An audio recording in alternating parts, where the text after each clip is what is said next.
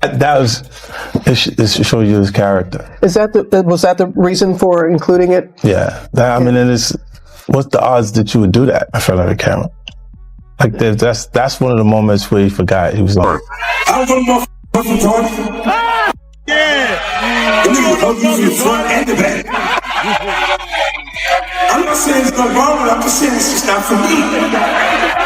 So each his own. Yes. What's up, boy? Triple, quadruple. Flesh. Good. In the f***ing flesh. Real. Got so much to tell you, man. Welcome home. The nigga Puff, like he called, we used to kick it on telephone and shit after the main shit. Right. And the nigga be like, matter of fact, they sent me the girl pictures, like pictures of this girl, like not the shit that y'all. Yeah, for real. Now, Fifth, when you continuously call Puff gay, does that affect your relationships in Hollywood? I don't call him gay. I said, Let me read it, Fifth. Oh my God. Sorry I can no longer help you guys. Soon you will all be gay and happy. You are all now left under leadership of Puffy Daddy. Report to the nearest rainbow. Dinner Thieves in theaters January 19th. That's why he says things. He doesn't even know what he's saying is like fruity. You know what I'm saying? Like, he says something fabulous and he goes, yo, no. Burna Boy's name is once again shaking the music industry, but this time it's wrapped in a storm nobody expected. The hip-hop world is buzzing over rumored footage that triggered sudden silence, rising confusion, and a trail of unanswered questions tying him to Diddy. What once looked like an unbreakable bond between a global African icon and one of rap's most powerful figures is now cracking under whispers of pressure-filled deals and serious betrayal. Then 50 Cent stepped in with his trademark bluntness, not just commenting on the chaos but exposing the ruthless power plays that control success behind the scenes, making it clear why the industry now seems nervous to even say Burna Boy's name out loud.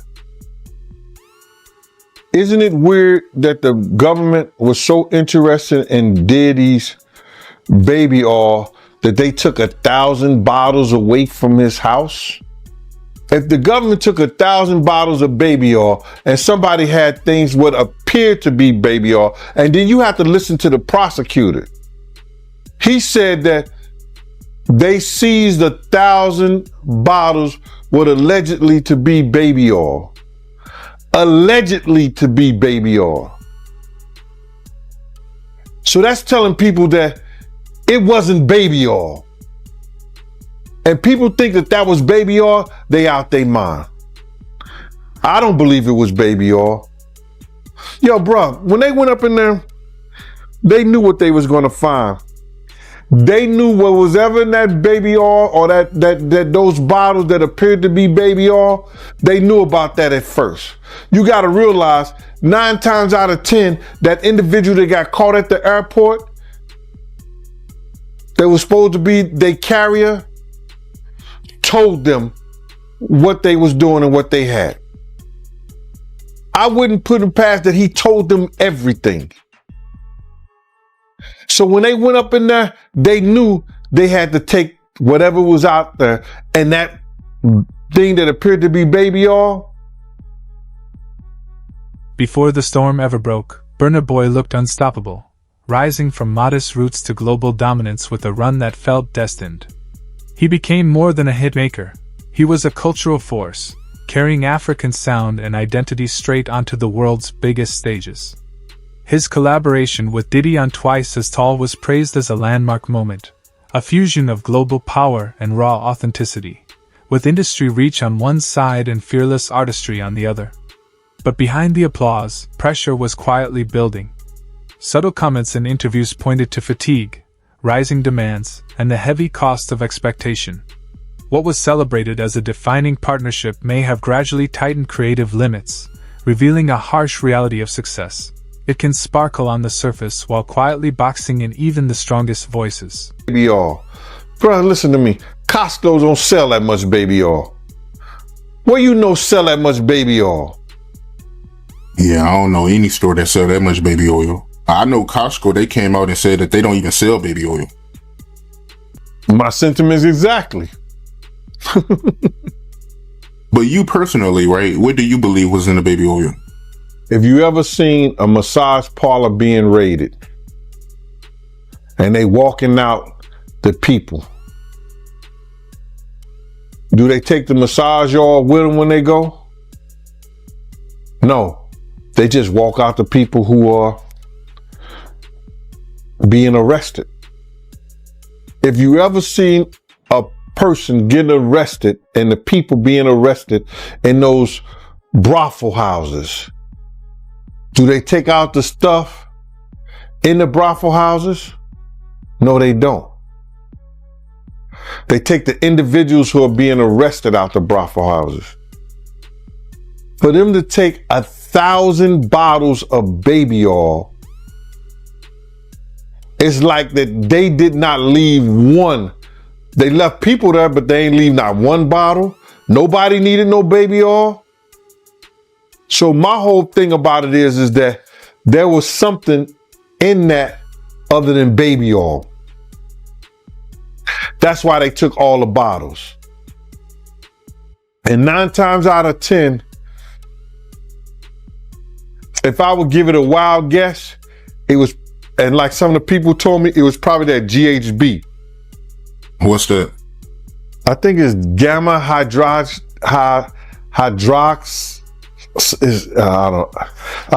I looked it up, bro. Let me see if I can find it. I know this is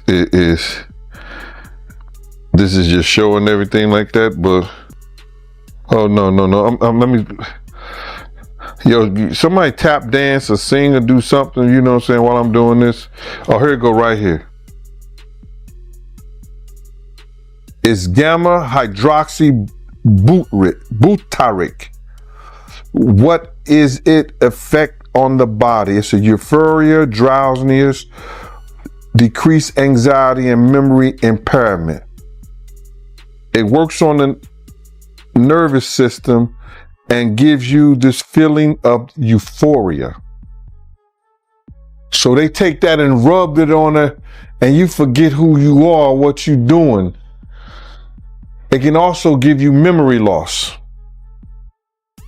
drowsiness, and that's under the DEA, the Drug Enforcement Administration. When the alleged footage surfaced, the narrative shifted from music to power dynamics.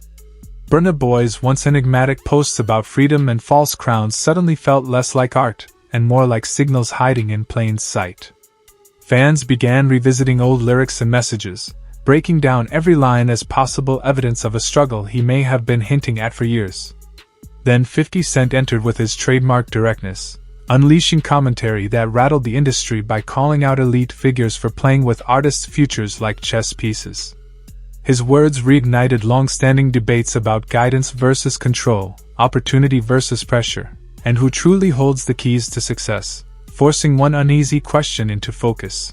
Can real creative freedom exist in an industry ruled by deals, influence, and invisible power, especially when an artist like Burna Boy stands at the center of the chaos? Sit around and pretend to like bitch. That's what y'all do. And then you get these hard jostling. So I'm just like curious. these are the you like half man. No disrespect, but Jocelyn rough. Them shoulders is. And the way she like running up on, I already know she done strapped up on you. Ooh. So Jack, let me ask you. There's one some of the shocking things I hear that mean with a harness. Oh. Okay, not a harness. Yeah. So I gotta ask you this. I'm sure somebody's already asked you this, but have you ever been to a P. Diddy party? Yeah, several, many, honestly. And so, can you take us through like what goes on, like when you were there? What did I say when y'all asked me about why was the TD Jakes at the Diddy party? Yeah. What'd I say? Money and sex. That's it. That's correct. Were you surprised that there were so many cameras in his houses? No! That he was recording these? He is the J. Edgar Hoover of hip hop. Okay. Y'all done seen him put on the pyramid with a skirt? So let me ask you, when you hear that Cassie was told to hire male escorts to come and what they call freak offs now. Yeah. That is something, is that something normal that happens in Hollywood? Yeah. Freak offs. Yeah. Okay. Everybody know that. I've been saying it. Yeah. Yeah. How many times I got these is wild. So do you feel like people, when they hear pink cocaine, Young Miami has to bring across? That's, Wait, the Tusi. Yeah, the Tusi. That's what they call. I found out. I talked to my drug guy because I wanted to be informed. Because people was calling the Tusi, that's calling it the Tunchi. I didn't know which one it was. So I talked to my drug guy, and my drug guy filled me in. And then it made perfect sense. Tusi. Talk to him. Drugs with Jaguar. Let's talk. Drugs education. 101. So Tusi is the cocaine, but they take the ketamine and cook it up. And they fold it into the coke. Now, if you don't know what ketamine is what they call on the street Special K. It's a veterinary drug. It's a horse tranquilizer. Now, gay men have been using this for years. See, back in the day, if you went to a gay party or a gay rave, there were certain drugs that you would always find on hand. Viagra, ecstasy, Special K, and cocaine. Now, see, the cocaine keep you up all night, but unfortunately, it gives you limp noodle because of what the blood flow is. So you want to fuck with a half-hard dick all night. So that's why you have the Viagra to make sure that the dick involuntarily stays hard while you're numbing your fucking self with the coke. Now, see, the ketamine, that's a horse tranquilizer. So that relaxes all your muscles. You could get fucked by 80 fucking ton gorillas. You wouldn't feel a thing. So now, your dick is gonna stay hard. You numbed up and you high. You got the ketamine in you so you don't feel shit. And then you add the ecstasy to put in the feeling that you've now blocked out. And now you got a part. Contracts are the unseen strings that quietly run the music industry. Silent, firm, and powerful enough to redirect an artist's entire path without public resistance. Few names are rumored to understand that machinery better than Diddy. Industry chatter suggests Burna Boy's agreement may have subtly shifted critical leverage, from earnings structure to distribution reach and even performance control, the kind of fine print that slowly converts creative vision into a calculated business framework. Legal voices point out that while these arrangements are common, they often blur the boundary between partnership and dominance, reframing artists as properties instead of pioneers. Viewed through that lens, Burna Boy's rising frustration may not be personal at all, but procedural, shaped by an industry driven by influence, image, and leverage, where the smallest clauses quietly determine who truly controls the spirit of the work. That happened back in the day. And then maybe that if they knew there was going to ever be a YouTube or they knew there was going to ever be social media, a lot of the stuff probably wouldn't have got played out like it did.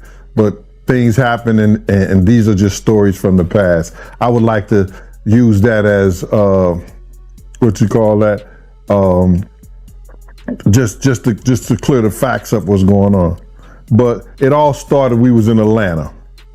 And this story starts when I'm with Puff and he's in the exotic bookstores and he's doing shopping, right? He's shopping, getting his stuff and everything like that. So, you know, this is the first time I was ever in an exotic bookstore with Puff. So, you know, I'm giving him his space. He's taking things off the shelves and stuff like that because they gave him a brown paper bag. When they gave him a brown paper bag, he was just putting stuff in there. So I said, damn, you know, he got to go put it on the counter and, you know, show everybody what he's getting. So as he's going, I'm just looking at the places where he picking stuff from. So there's one part he picked up some things from up here on my left side, and then he picked like quite a few of them down. I'm like, okay. He put them in the bag. So when I went by there and I looked up there, and it said butt plugs, and I was like, hey yo, I was messing with him because people don't understand. You know, we was like friends. He was a part of the same gang, so I'm still gonna tease him. I'm still gonna mess with him and everything like that. I could do that. It wasn't just no security thing. So I say, yo, what are you getting this for? And it said butt plugs, and he was like, yo, can I do my shopping by myself? I said, yeah, you could do it by yourself, brother. And he started walking and everything like that. So when he got to, I just waited at the counter. So when he got to the counter, he didn't even have to show the guy nothing. He just gave the guy a wad of money. I mean, like he gave the guy a stack, something like this. And Puff wasn't the dude that carried no 20s and no 50s and nothing like that. And I mean, like, he just said, boom. And we walked out the store. So we had to leave Atlanta and go to North Carolina for a show. You understand? And it was him, this rapper, Sarah, and this other girl. We all got on a G5 jet, and we flew to G4 jet, and we flew to North Carolina. So later on that, I think that afternoon, same day, this rapper and him, they all in the room together. You know, it's Sarah, the girl, Puff, and this. As the tension exploded, the fanbase split almost instantly. One side pointed fingers at Diddy, accusing him of tightening his grip on yet another rising force, while the other argued that Burna Boy was biting the hand that helped push him onto the global stage. Then 50 Cent turned up the heat with a cutting reminder that sliced through the noise, stressing the power of ownership and independence in a way that felt less like bravado and more like a hard-earned lesson. The moment exposed how quickly guidance can drift into dominance, and how fast respect can morph into resistance. In hip-hop, every alliance is a strategic move, and when power, pride, and pressure collide, even multi-million-dollar partnerships can unravel overnight, leaving Burna Boy's name ringing louder than anything else in the aftermath. Door and stuff like that, like, yeah, so then next thing you know, somebody rang the doorbell. We had the presidential suite where we was at. So I opened the door, and the dude said, yo, I'm here for my cousin. I said, who your cousin? And he said, Ja Rule. I said, well, he busy right now. He said, he busy doing what? I said, he with Puff, they're in the room, they busy, they don't want to be bothered. He said, well, I'm going in there. I said, bruh, you ain't going in there because he told me they don't want nobody to be bothering them. And he was like, yo, I don't care, man, I'm going in there. That bull like that. I said, yo, bruh, Jesus Christ had to come down here and take the air out of my body before you get in that room right there. Watch. He tried to bum rush me. I grabbed his and threw him against the piano. When I threw him into the piano, Puff and Ja Rule runs out the room. Puff got his towel, Ja grabbing his towel, but they butt the naked. And so then Ja was like, yo, what's going on? Yo, G, that's my cousin. He know me well, you know, and Puff was like, yo, G, what happened? I said, he tried to get in the room. I told him he couldn't get in the room. And he was like, Puff looked at Ja. He said, yo, Ja said, you ain't want to go in that room because there's a lot of freaking going on. So I was like, oh, he said it was a lot of freaking going on. So that was basically that story, man. You know what I'm saying? They went back in the room. Dude felt a certain kind of way, and he left out. So I seen them at the concert the next day, and they tried to, you know, form up against me. But my man Frank was like, I told my man Frank, I was like, yo, Frank, put yourself in that position. Somebody trying to get in the room, and Ja told you don't let nobody get in the room. What would you do? Now, y'all can do whatever y'all want to do, man, but you know I ain't taking no losses. He said, yo, you good, and that was it. Bro, when Ja said, you don't want to come up in there, a lot of freaky stuff is going on. You gotta use your mind. What they was doing with those butt plugs. That moment rewrote the conversation. The leaked material didn't just reopen arguments about deals and obligations, it forced the industry to examine itself and confront the responsibility that comes with real influence. It highlighted the thin line where support can quietly slip into control. Burna Boy's situation strips away the shine of fame to reveal a tougher truth. The higher you climb, the more the system reaches to claim a share of you. His path stands as a clear warning that success can lift you beyond expectation, but it often demands a price, testing ownership of your voice, your vision, and the independence that defines who you are. To be a good bitch, no matter who she with. All the time he putting a groom in her. Of course he thought it was still gonna work. He thinks he's God. Alright. Ain't doing shit. I raped the f out of that bitch, put the boots to her last time I seen her. Her and her trainer, boyfriend, husband. I don't get no So you hear about stories of Diddy like shooting people, blowing up cars. Yeah. Is he this gangster that behind the scenes that is that him or is that people Shout around out to Wendy Williams, the first woman to uncover the homo thugs. That's what these down low bitches was called when Wendy first started talking about it in the 90s, the homo thug. She talking about Diddy. And then what's the stuff that's happening with Wendy Williams? Do you think this is all connection to? Of course. They've been waiting. He's been waiting. He was waiting for Kim. Remember? He was waiting. The casket was ready. She was literally casket ready. Some people are saying the whole Wendy Williams documentary that she's pretty much allegedly playing this way to keep herself safe from him, from any unaliving. It's been working for Orlando Brown. Why wouldn't it work for Wendy? To play crazy. Why wouldn't it work? Hey, no. Hey. The oosh goss, whoosh wash. Orlando's brilliant. Right. Yeah. Y'all spent time with him. We did. Yeah. He's highly intelligent. Yes. Imagine what it's been like to wear this character for this long. No. I can only... That he does is a character. Actually, the shit he does online is the best acting he does. Is he speaking truth? Of course he is. Yeah, no. We seen Quiet on set. Major pain in his ass. Literally.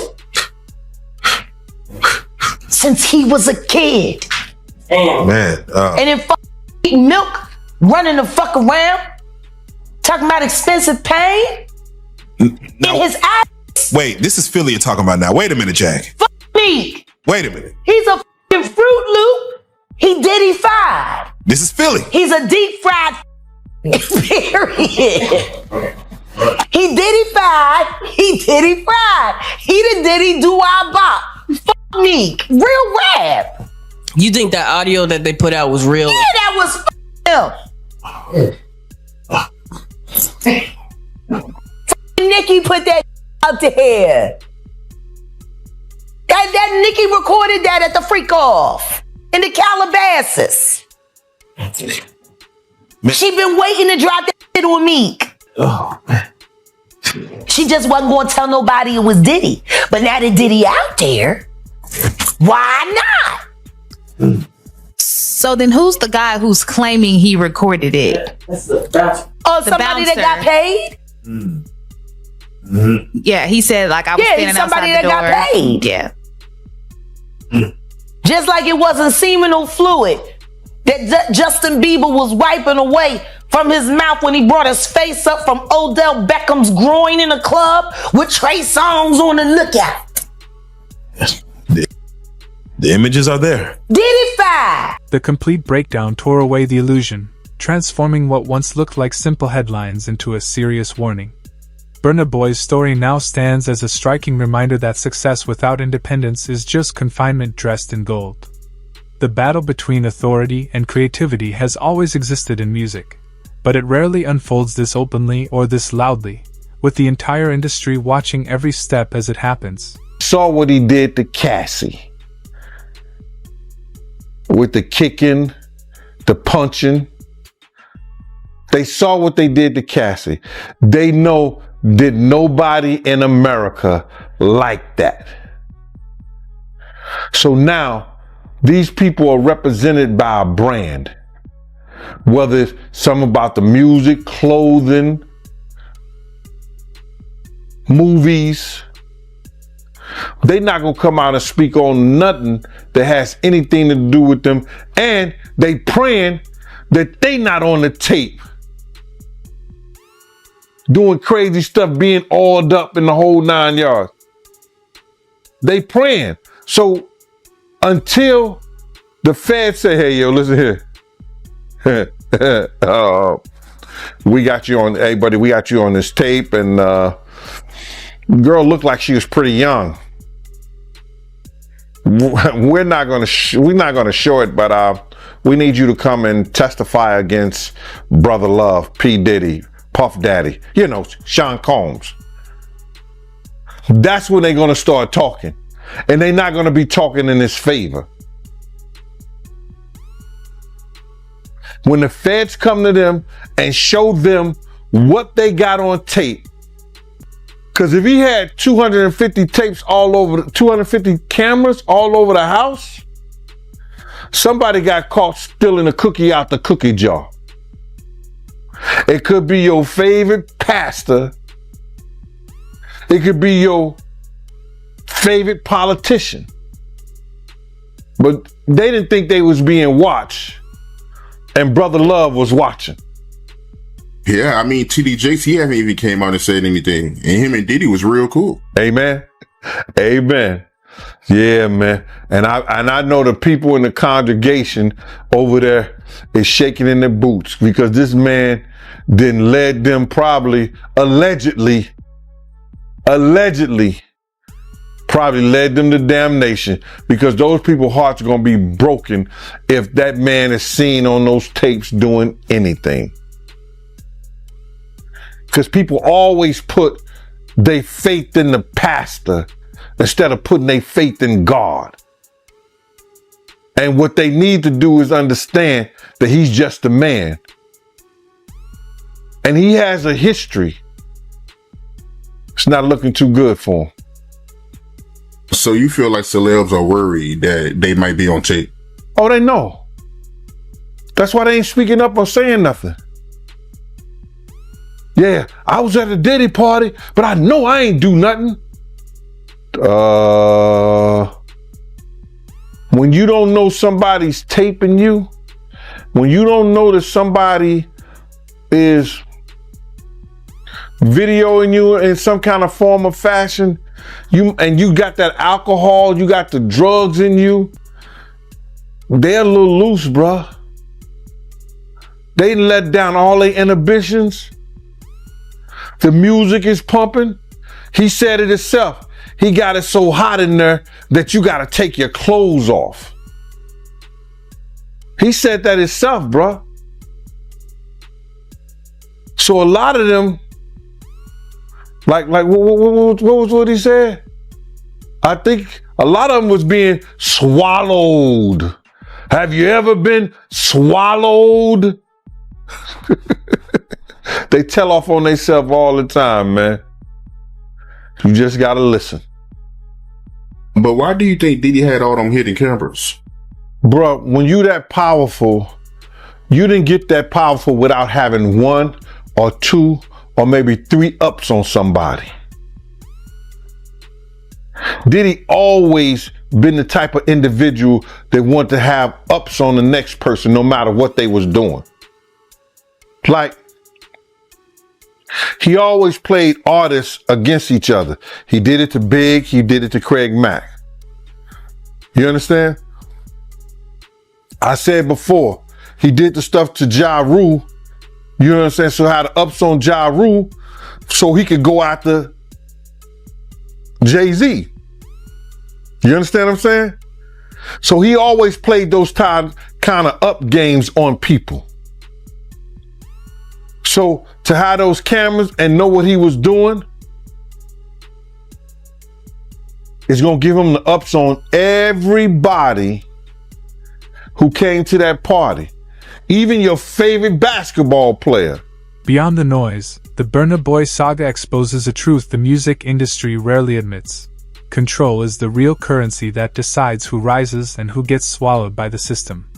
His refusal to bend may signal a turning point, hinting at a new wave of artists determined to own their sound, their image, and their story without becoming tools of powerful gatekeepers. 50 Cent's closing words carried undeniable weight, reminding everyone that the game itself never changes, only the players do, a statement that landed as both wisdom and warning.